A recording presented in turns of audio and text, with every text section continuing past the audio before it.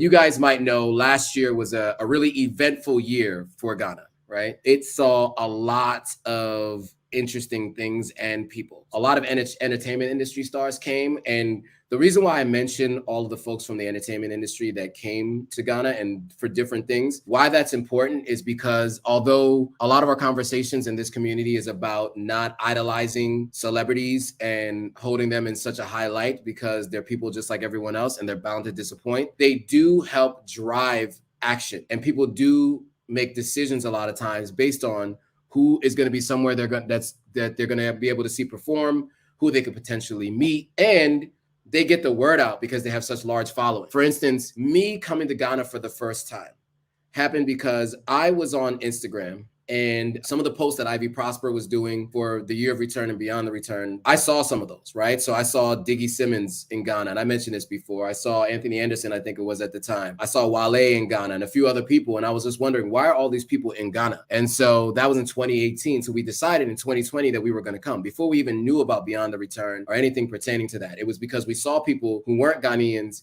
in Ghana, and it just seemed like this was the place to be. And so for 2019, we came, we learned about the year of return, got the full experience. And then of course I moved almost exactly a year to the date later in 2020. And now I've been living in Ghana ever since. So it's really important to utilize these folks who have large platforms and audiences to get people to make a decision to visit or to move here. Truth says, I'm concerned about the motives of some of these celebrities. All of a sudden, it's cool to be African. Vanessa Williams was in Ghana preaching how proud of her African roots she is.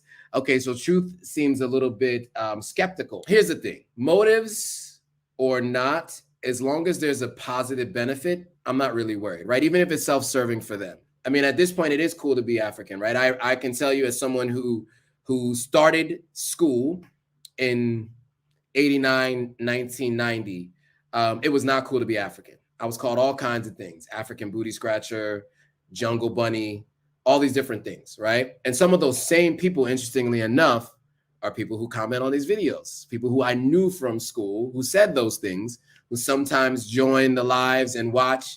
I've seen them even dress in traditional clothing sometimes when I see stuff on Facebook.